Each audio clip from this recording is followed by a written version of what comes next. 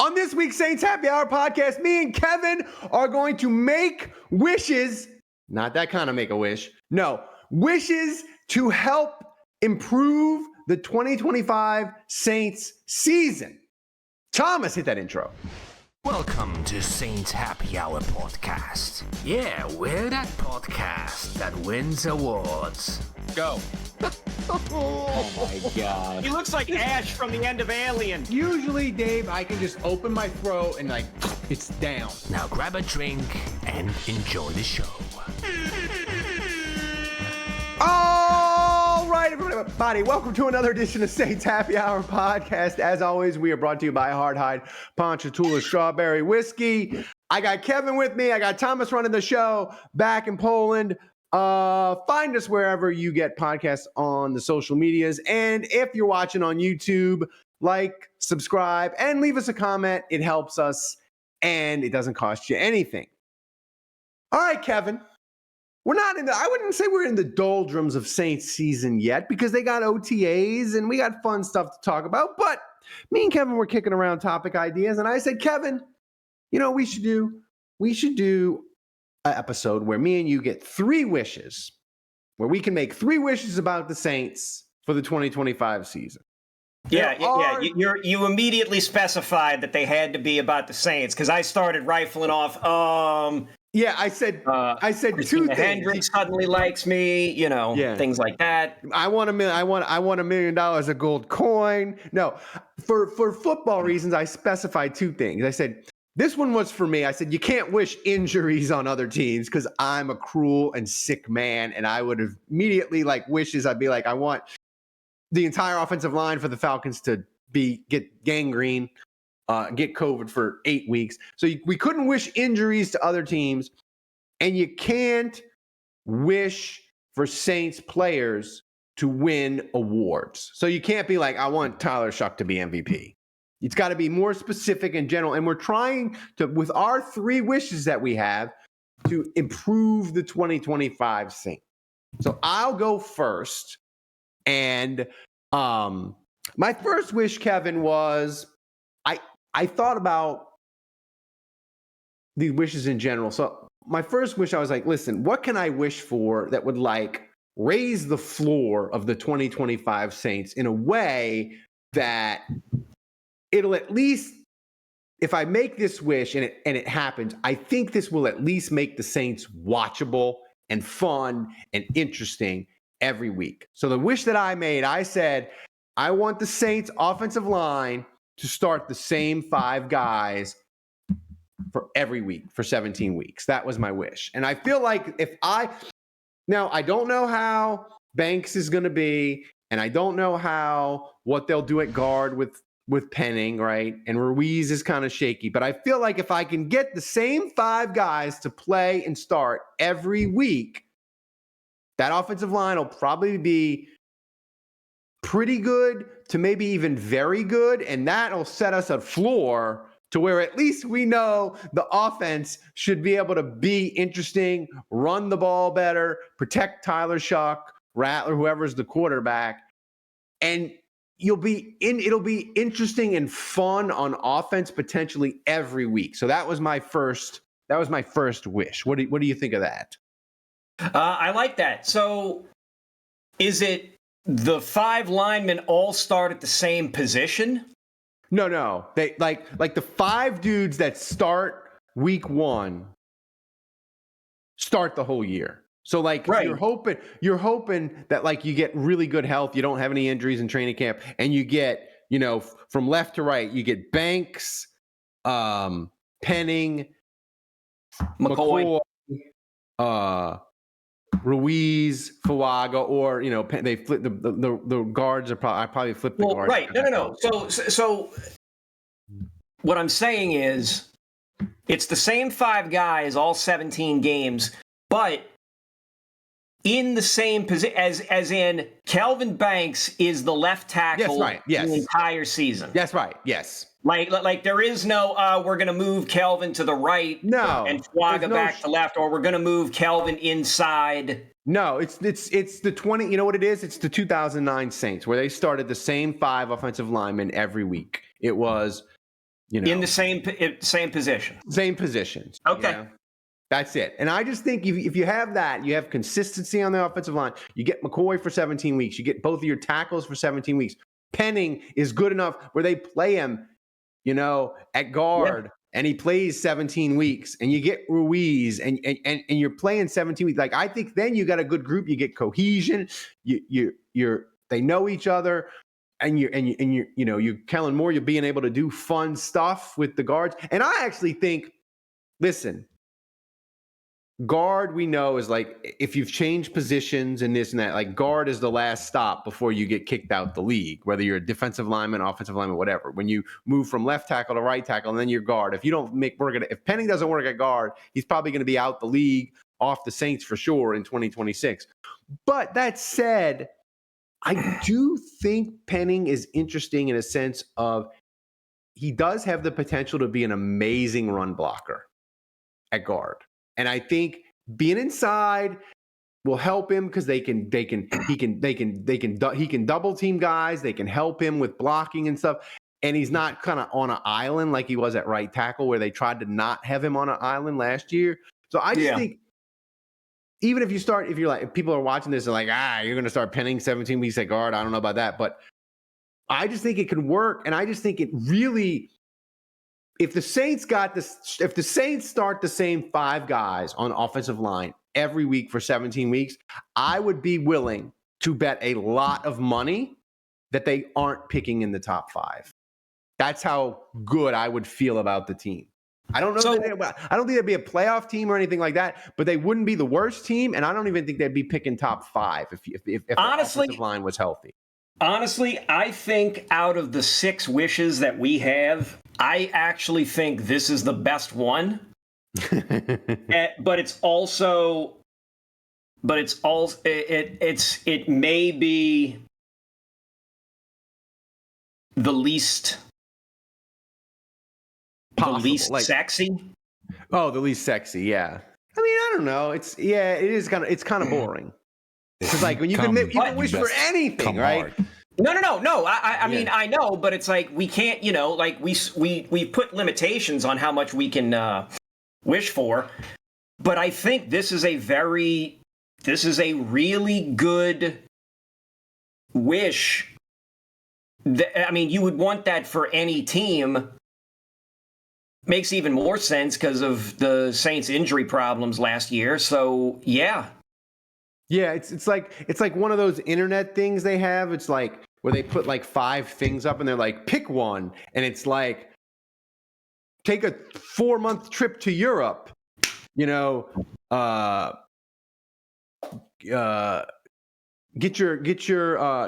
gas for a year, get this, get that. And one of them is like, you get your mortgage paid for a year, and you like pick it. You're like, I want that mortgage paid for a year. That would be amazing. But it's like not as fun as like you get 4 Lamborghinis or you get to travel around Europe for 6 months. It's like not sexy or fun at all, but like it's really important, and it can like kind of change your life, right? If I said, hey, you don't have to pay your mortgage for a year, you'd be like, oh my God, I like the possibilities. So this offensive lineman, that's my one. And listen, even my toxic positivity, delusional optimism, even that, Kevin, I understand what the Saints are going to be in 2025.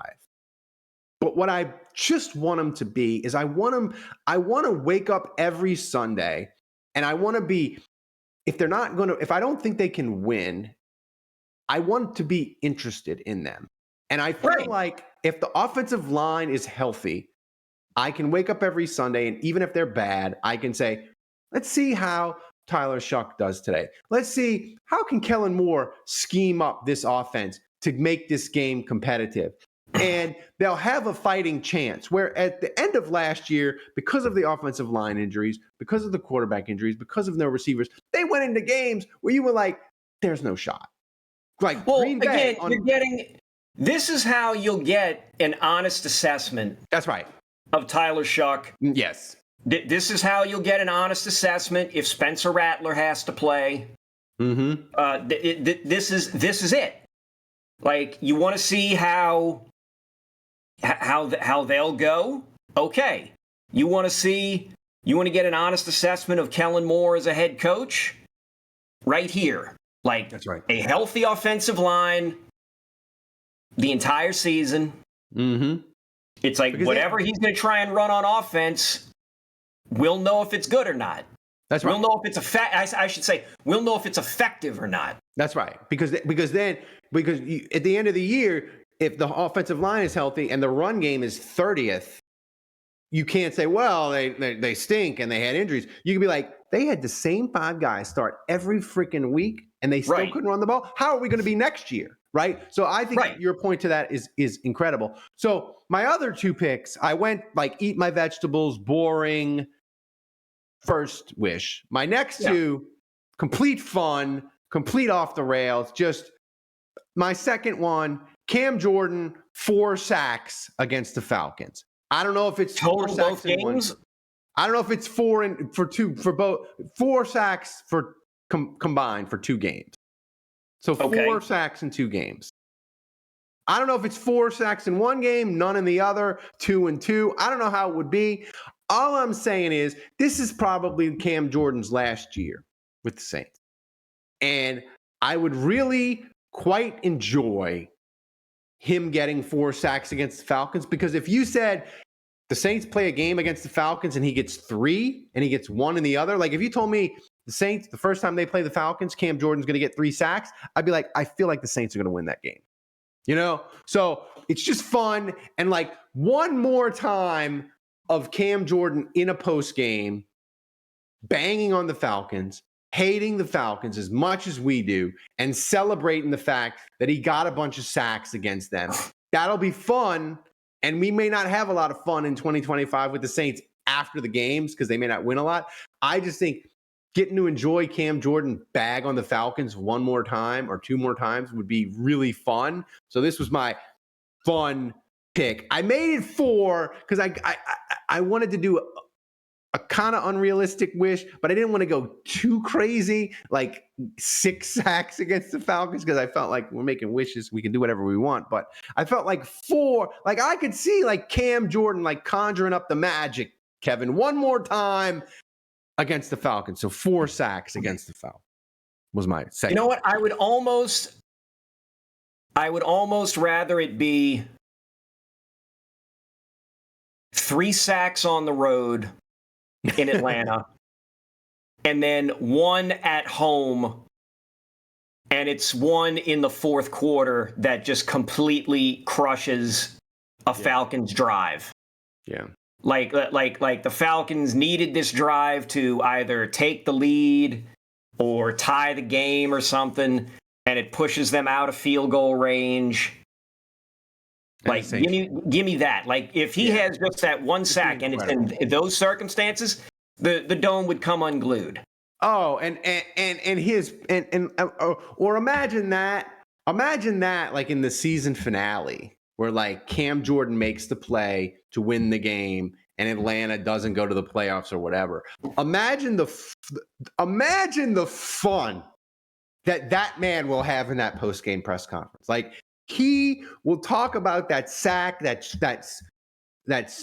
sack fumble. He'll talk about that like he loves it like one of his children, because Cam Jordan is one of us and he hates the Falcons more than we hate the Falcons, and we hate the Falcons with every fiber of our being. So that was my second one. My third one, just for me, just for fun, Alvin Kamara gets 1,000 yards. That's it. I just want to see it. It would be fun. And if Alvin Kamara is getting 1,000 yards, it means the Saints are running the ball. It means the offensive line is probably good. It means it helps the quarterbacks. Like you said, it helps us evaluate the quarterbacks. So I just think like Alvin Kamara getting 1,000 yards would be cool, would be fun. That was my third one. So I went 1 sensible wish and 2 ridiculous wishes just to make the 2025 season more fun, more interesting. Any thoughts on my Kamara wish before we get to yours? No, I think that would be great if Kamara could get 1,000 yards. Like, I know they slowed him down. I think it was like the last 2 weeks last season. He didn't play after the Washington game. last year. So then I think that might have been it. Then hang on. Schedule. Sorry, I got to pull it up. So I got to know. So. So recently. Splits. I think, is it the game log or is it the splits? No, it's the game log. Yeah, the Washington game, he only had 5 carries. I want to say the last play he did was the trick play where he caught the touchdown and he injured himself on the touchdown catch. The trick play where Cedric Wilson threw him a touchdown. He injured himself. Oh, yeah, he missed the last 3 games. I mean, he'd have gotten 1,000 yards. Yeah. So it's even more sweet if he gets the 1,000 yards this season, because not only is it a make good in a sense, like this guy was going to get 1,000 yards rushing last year. Oh, he was going to get, despite the fact that the Saints were a dumpster fire. Yeah. He was going to do it. He was probably going to get like 1,100 yards. You know, like he finished with 950. He finished with 950, and he finished with 950 and missed the last 3 games. Yeah, and the thing is, in that Washington game, the Saints were running it down Washington's throat in that game in the second half. So he would have definitely got it. So I just wanted him to get it. I think it would be a great moment. It would be even sweeter, like if he got it the last week of the year against Atlanta. Kamara gets his 1,000 yards against Atlanta. Cam Jordan gets a sack fumble to beat the Falcons, keep them out of the playoffs. I mean, the joy that final week could give us would be amazing. I'm all for it. Those are my 3 wishes. So what do you have, Kevin? What are your 3 wishes for the season? I mean, listen, I would prefer that Kamara break 1,000 yards before we get to the final Falcons season finale. Like, honestly, I would like to see him do it against the Jets because that's the last home game of the season. So that would be, again, that would be my preference. So my 3 wishes, I'm going to start with my boring, you can't change the wind, but you can't adjust your sail kind of, kind of response. And that's the middle one here. The Saints go from a -2 to a +4 in turnover differential. That's a great one. -2, they were 17th last year, which, 32-team league. That's dead in the middle. They get up to +4. That moves them to where the Cincinnati Bengals were last year, which was 14th. I mean, if you're plus side of the turnover ledger, it's rare that you don't have a winning season. Like the Commanders were +1.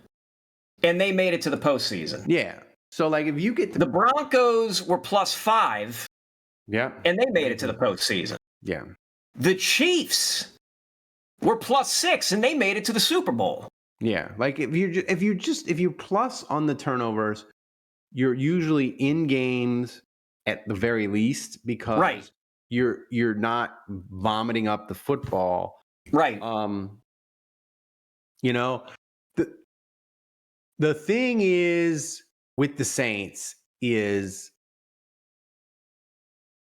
Kubiak did a really good job of keeping the offense on the tracks last year. Because if you look at the offensive line injuries, the quarterback, and all of it, yes, they looked hopeless at times. Green Bay, the Raiders, like they had a lot of games where the offense was a disaster, borderline. But the one thing they did is they didn't turn the ball over a ton, and they like that offense to me, with all the problems they had, it should have been a bottom 5 offense. And you can maybe make an argument that at times under Spencer Rattler, it was a bottom 5 offense. But with all the stuff that they had to keep it on the tracks, I thought was admirable. But Kevin, if the Saints, if you tell me the Saints are going +4, this is the one thing I'll say. If you said to me, I won't tell you anything about the 2025 Saints, but I'll tell you they're going +4 in the turnover. When I go to Vegas at the end of June, I would smash the over for the Saints at 5.5 wins. Because if you told me the Saints are going to be +4 in turnovers, I think they're almost a lock to win more than 5.5 games. Let me see if I want to get time of possession here. Because I can't see a team being on the plus side of the ledger being less than a 5-win team. I can't see it. No, I mean I don't buy that either. I like that. Yeah. One, though. That's a good one. It's a good one. It's a good, boring, safe one. Not very exciting, but it does between my offensive line being healthy and you getting the turnover, the plus minus turnover ratio to positive. I think we've turned the Saints into like a fringe. At the very least, we've turned them into a fringe playoff contender. I really do. Listen, if you tell me we're going to get 5 wins or 6 wins, but the offensive line will be healthy and the turnover margin or ratio goes up, that at least means that it means that we're going to get an honest look. Mm-hmm. And we'll be able to make better assessments of people. Yep. And turnover margin being higher, in theory, we should be closer in games. We should be, yeah. And that's what you want. Like you want to be entertained for 3 hours. Right, exactly. That is, let's not be going through a slog in late November and December. That's all. Right. That's all. Yeah. All right, so my next one is, I probably undersold this one, but the Saints, whoever their starting quarterback is, and I'm saying whoever it is, I'm just, whoever's the week 1 guy. Whoever is the week 1 guy, I hope that he starts at least 14 games. That's good, yeah. Like no injury, no, we're pulling him because he's terrible. He gets at least 14 games to do whatever he's going to do. If in the 15th game he sucks and they want to pull him, okay. Mm-hmm. Yeah. No, I think that's really good. If it is Shuck, we get 14 weeks or 14 games to see what see what it is. Let's somehow say Rattler somehow wins this damn thing. We get 14 weeks of Rattler. He gets a 100% increase in starts. So wait a minute, a 100%? Yeah. So the math does, because he did 7. He did 7, so he gets 14. I wish he would have done 7. I wish he would have done the whole season. That would have made me feel better.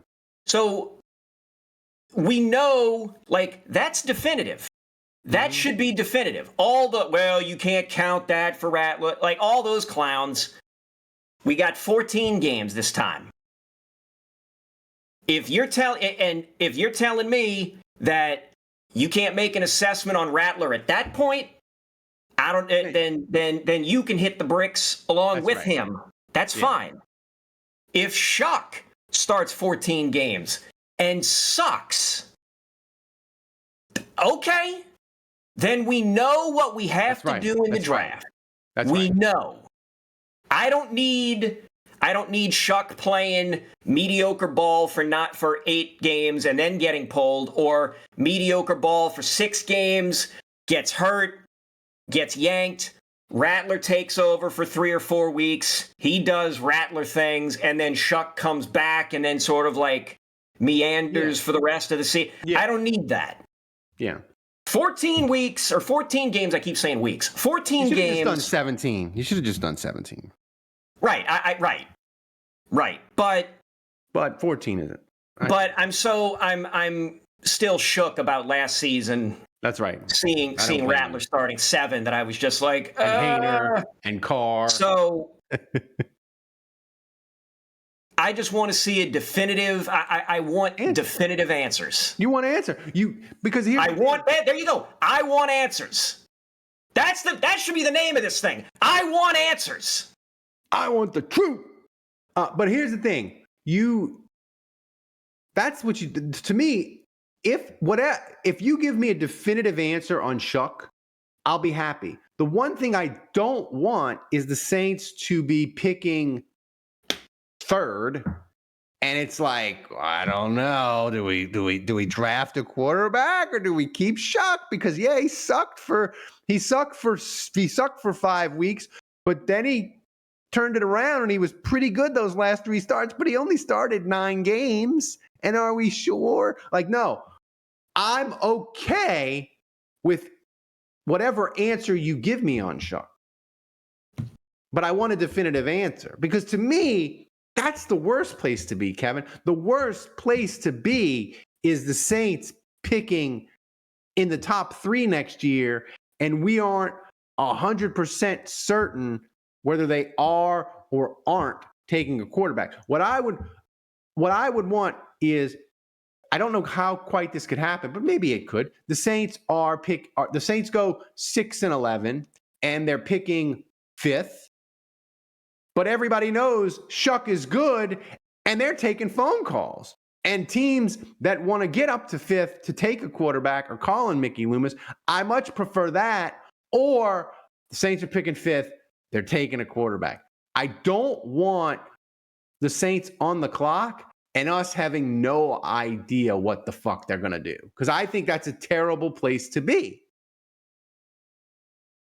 And I think your starting quarterback starting 14 weeks will probably alleviate that. I would say you're right. 14 weeks is enough to know. Would you? Yeah. Would you? Okay. So what's your final one? Okay. My final one, and this was sort of like, this I guess was one for me. Bub Means, I looked at his numbers last year. He had 9 catches, 118 yards, and a touchdown. I basically want him to be to do a little bit more than triple that production. I want him to go from 9 catches to 30 catches. Okay. 118 yards to 350 yards. 1 touchdown to 4 touchdowns. All right. This would solidify him as a number 3 option. As a solid, as I should say, not fully lock in at number 3, but this would make him the number 3/4 wide receiver on the team, on a good team. Mm-hmm. I guess I liked seeing him working with Shuck. I liked seeing him, taking passes from Rattler. I like the fact that he's been in town and is doing stuff. Like I could have said, I hope Olave goes the entire season without getting concussed. I hope Rashid shows no ill effects from the leg injury, and I do hope that. Well, that's the best news from OTAs. They both look great, apparently. But I wanted an uplift. I wanted my wish to be one of upward trajectory rather than I hope these guys that we've seen have those flashes of brilliance or be good, not be hurt. That's right. I would rather use my wish on giving somebody an upward trajectory. Well, and I want to make and plus, it would be fun. It would be fun to see a guy who is in the fringe. Excuse me. Who is in the fringe of this giant ass wide receiver race? Because you got it's Olave, Shaheed, and Brendan Cooks. After that, and I'm going to rattle off all the names here. Bub Means, Kevin Austin Jr., Cedric Wilson Jr., Donovan Peoples-Jones, Dante Pettis, Mason Tipton, Moochie Dixon, and Chris Tyree. That's just the wide receivers. Mm-hmm. I would like to see Bub Means be the dude. Just break away from that group and say, no. I'm the dude. Look at me. I am the captain now. And again, I know that's like saying you're at the top of a shit heap, but No, I'm going to make it. but improve to this year 30, 350 and 4, and then B, at that point it's like no, I am good enough to be on this roster. Ain't nobody taking my spot. Well, let me tell you something, Kevin. 350 yards and 4 touchdowns. That, if you want to get that in free agency, that's a $7 million a year receiver. Jesus. And I know that makes people, they'll yell at me and scream, but I'm telling you, like if you're, that's what Brandon Cooks was the last, so, and the Saints paid him $7 million. But I'm going to make a point that I think is interesting about Bub Memes. A.T. Perry going into 2024 was a breakout darling. We loved him, right? The Saints cut him and people lost their fucking minds, right? They're like, oh my God, you can't. A.T. Perry, he was amazing in 2020. How could you do this? Dennis Allen is a jerk. He's stupid, blah, blah, blah, blah, blah. A.T. Perry in 2023 for the Saints, 18 targets, 12 catches, 246 yards, and 4 touchdowns. I'm not saying that Bub Memes was that equal, but Bub Memes had 12 catches for 100 yards and a touchdown. No, 18. It's 8. What's that? No. I'm sorry. No. He had 9.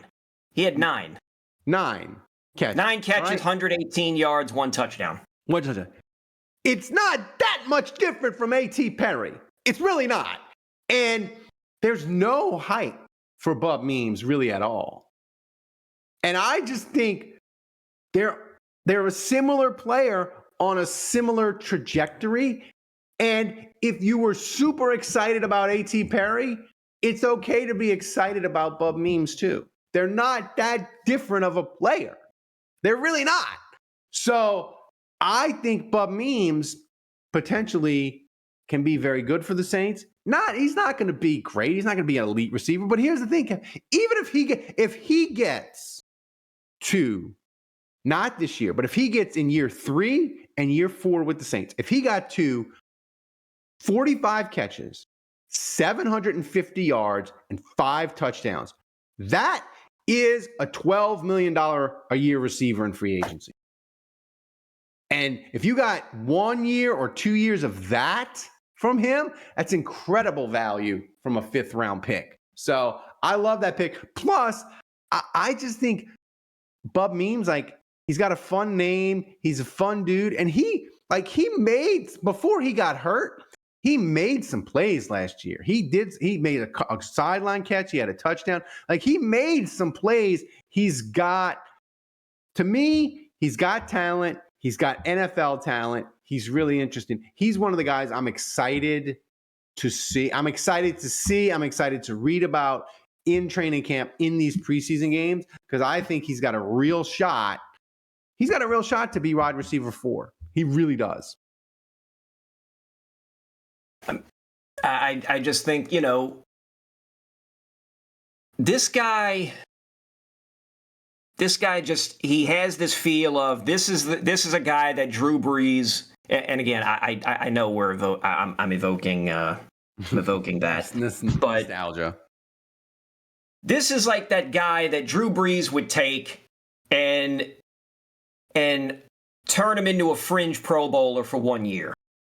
He could take, and I'm not saying that 30 catches, 30, 350, and 4 makes you a fringe Pro Bowler. I'm saying he would take, if Bub Means can demonstrate that he can get 30, 350, and 4, Drew Brees could take that guy and turn him into a fringe Pro Bowler with your 50 catches, 800 yards, 7 touchdown catches, that kind of and that's the kind of thing that, this is a guy, he either becomes the fringe Pro Bowler or this is a guy who then gets a giant ass contract somewhere else. That's right. Yeah, and listen, that's all. That's it. If it would be fun. Again, this falls under, we want answers. and give us fun. Give us fun. So we know Bub Means capable of jumping up from what he was in his rookie year, and do we get an upward trajectory with him? That's right. one. So then we would know. Two, it would be fun to watch a guy step away from the rest of the pack and say, no, I am the definitive 3 or 4 guy.